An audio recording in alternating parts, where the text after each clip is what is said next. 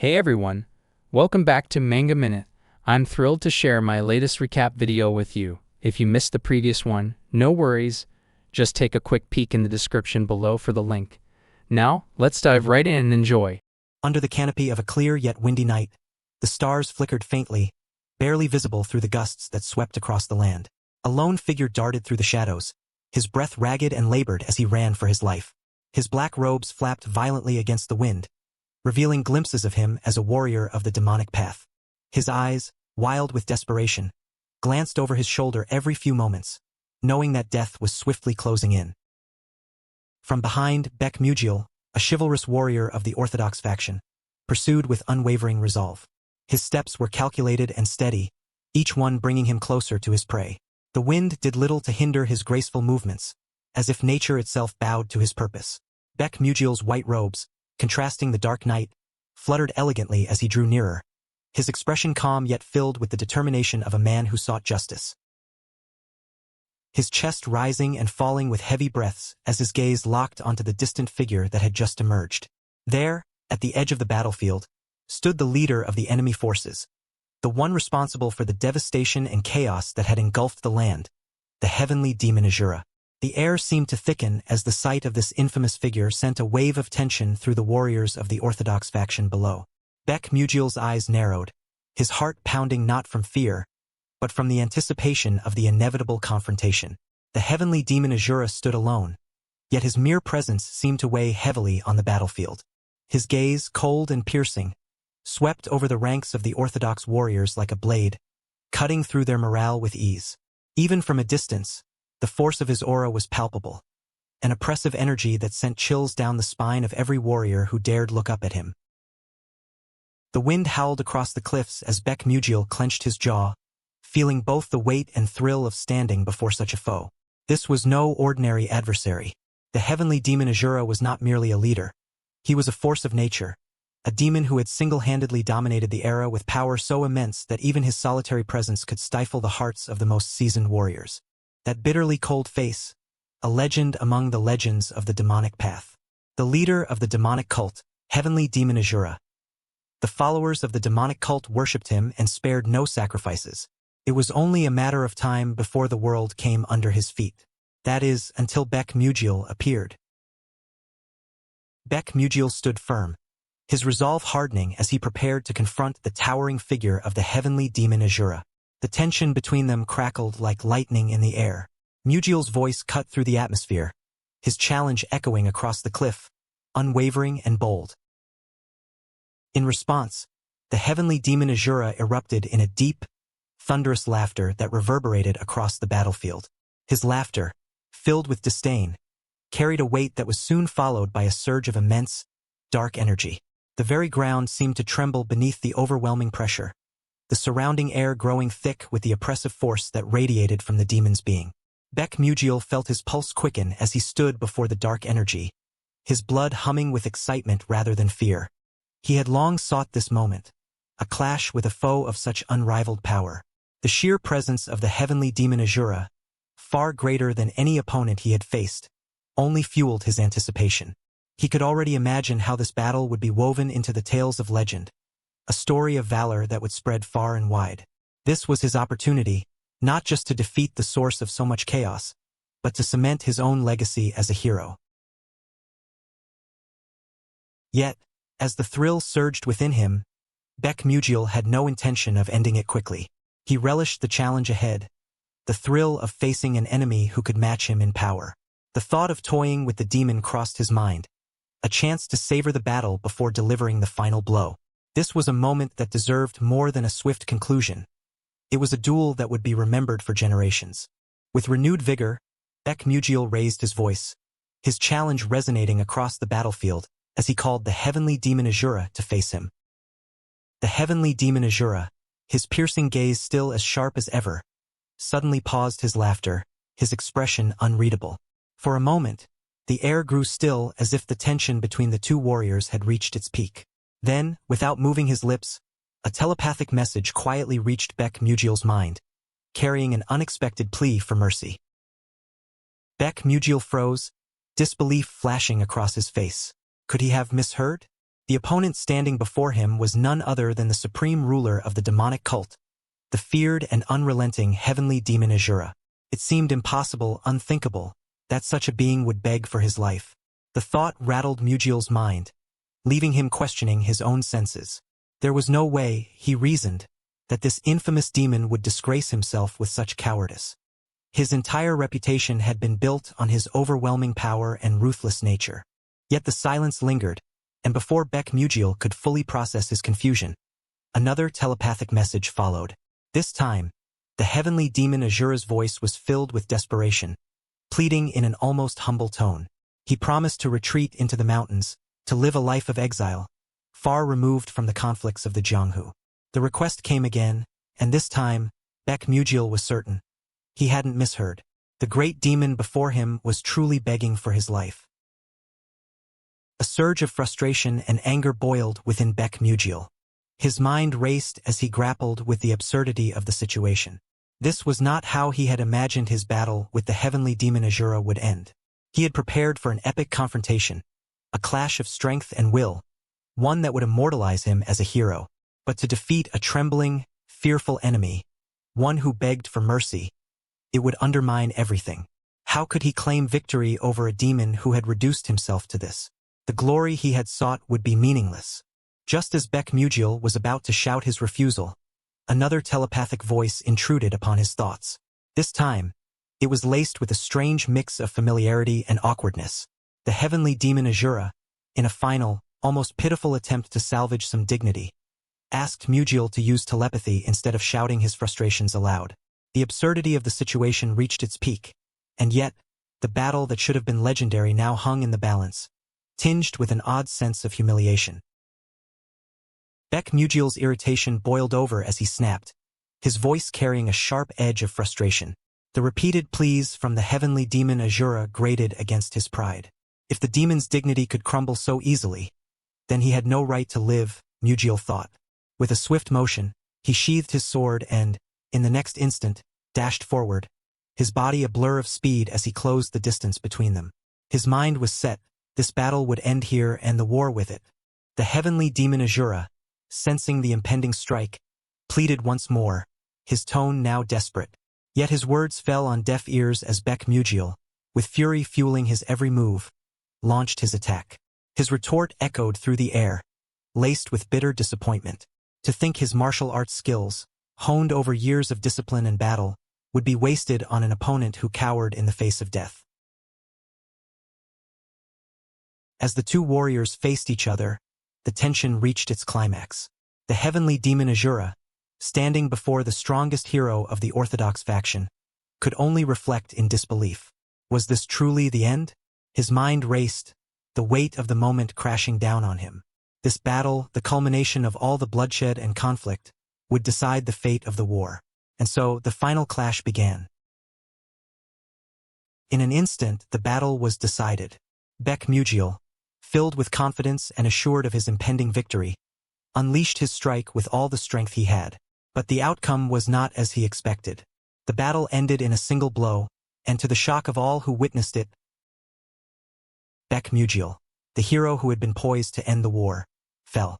His life was snuffed out in the very moment he had sought glory, cut down by the heavenly demon Asura in a strike so swift that the result seemed almost surreal. The war, which had raged for so long, was over in a way no one had foreseen. Baek Mugiel, the chivalrous warrior who had aimed for victory and immortality in legend, died young, leaving behind nothing but the fleeting memory of a battle that ended far too soon.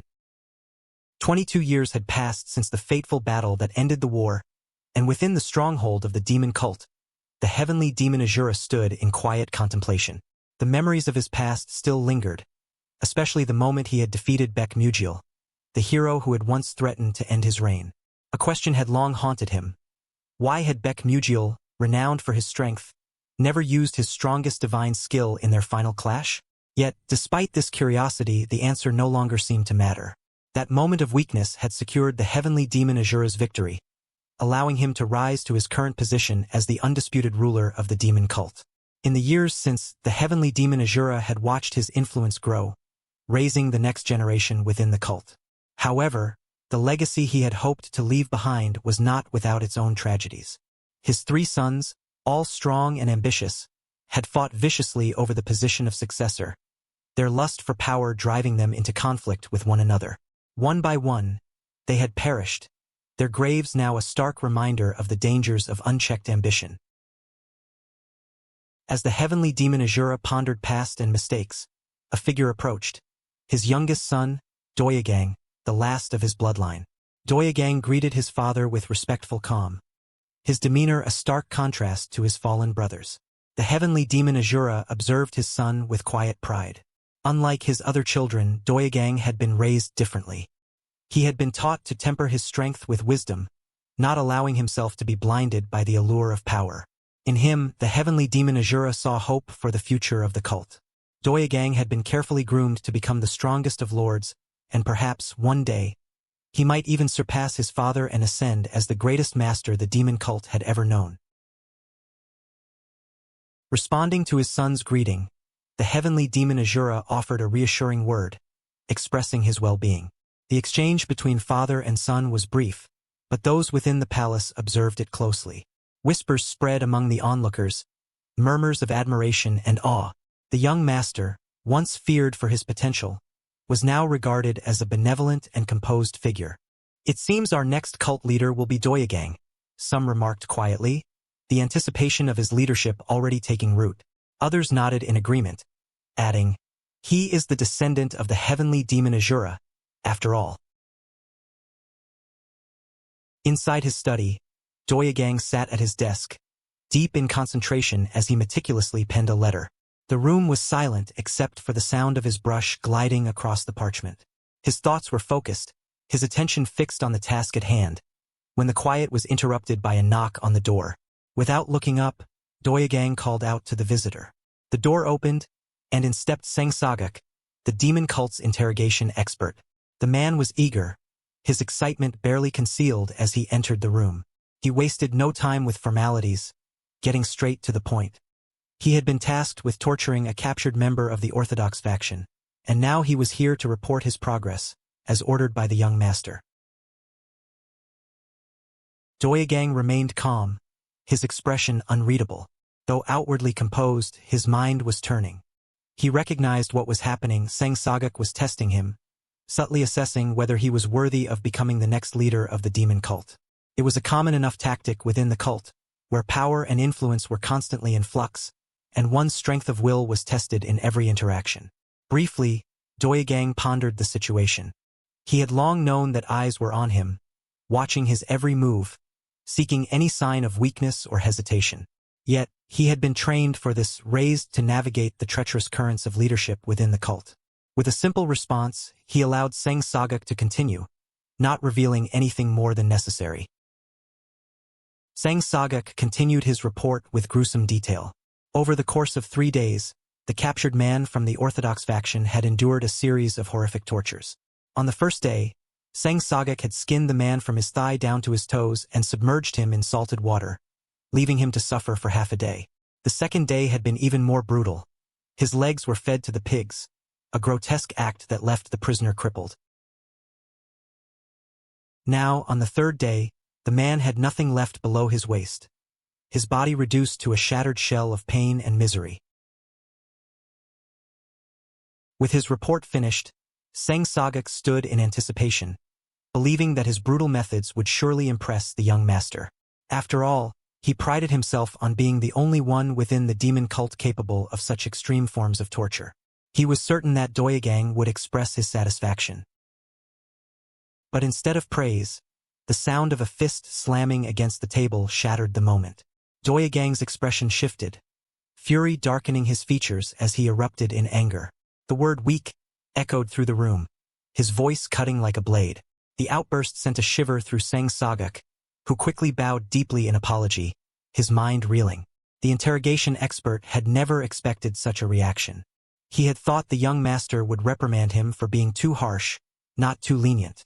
But Doyagang, a descendant of the legendary heavenly demon Asura, demanded more. His standards were far beyond what Seng Sagak had anticipated. As the weight of Doyagang's expectations sank in, Seng Sagak scrambled to correct his mistake. With his mind racing, he vowed to intensify the torture even further. The young master was clearly not satisfied, and that meant he had to push the boundaries of pain and suffering to new heights. Without hesitation, he left the room, driven by the need to prove himself. Doyagang's hands trembled as he muttered to himself, a wave of unease coursing through him. The grotesque details of Seng Sagak's report echoed in his mind, and he found himself overwhelmed by the sheer brutality of it all. The acts described weren't just cruel. They were beyond the realm of human decency. For a moment, Doyagang could barely believe the depths to which the demon cult had sunk. Crazy, demonic cult bastards, he whispered, his voice shaking with disbelief. It felt like the people around him were no longer human, capable of inflicting such horrors with neither remorse nor hesitation. As the sickening images of Seng Sagak's words played in his mind, Doyagang's thoughts scattered. He had to focus on something else, anything else, to distance himself from the reality of what had been done in his name. He asked himself, is that even something a human could do? The memory of the report had shaken him deeply, and even as Seng Sagak spoke, Doyagang had muttered under his breath, begging the man to stop. His mind had recoiled, but he forced himself to stay present. Get it together, he had told himself. I am in the demonic cult. I can't show weakness now. This is my life, my reality. I must be strong. But doubt gnawed at him. Deep down, he questioned his ability to live up to the role he had been born into.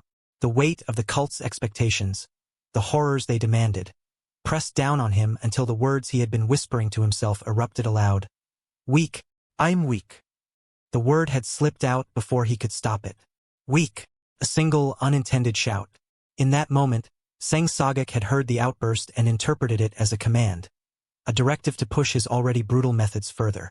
Without hesitation, the interrogation expert had taken the slip of the tongue as an order for more cruelty. Doyagang's gaze fell upon the crumpled resignation letter sitting on his desk, the paper crushed under the weight of his indecision. He had wanted to submit it, to finally free himself from the expectations that had been thrust upon him. But once again, he couldn't go through with it. The words of resignation had remained unsaid, his voice silenced by the overwhelming pressure that surrounded him. I couldn't say it today either. The weight of his responsibilities felt suffocating. Despite being seen as the successor to the demonic cult, in his heart, he knew the truth. He didn't want any part of it.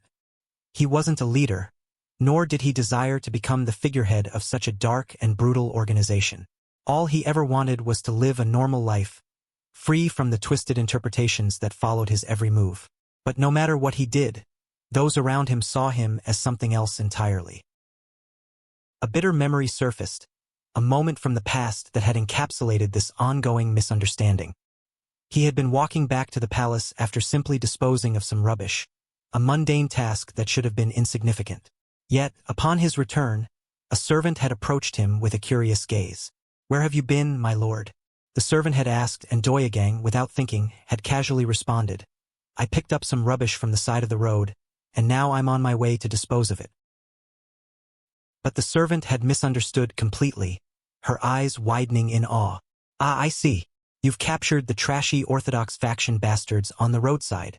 The words had twisted in the servant's mind, transforming a simple act of throwing away litter into a grand, violent gesture. The place where they dispose of the faction's members is the underground dungeon. My lord, he has become the successor, the next successor. Doyagang had tried to correct them, explaining that he had literally been throwing trash out. He wasn't making some veiled statement about enemies of the cult. But no matter how much he tried, the people around him refused to listen. In their eyes, he was already the next leader, their interpretations shaped by the fearsome legacy of his father, the heavenly Demon Asura. His every word and action were filtered through the lens of power and expectation, leaving him trapped in a role he never wanted. Doyagang found himself suffocated by the constraints of the demonic cult.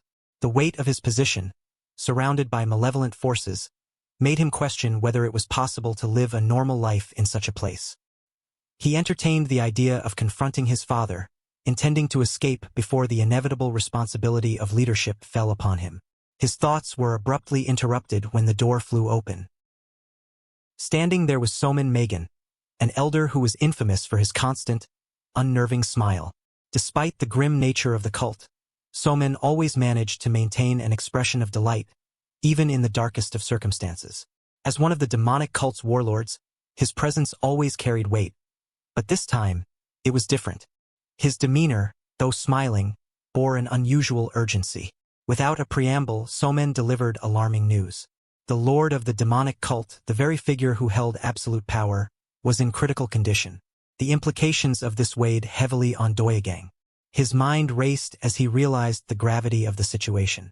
The future, once seemingly distant and malleable, now felt uncertain.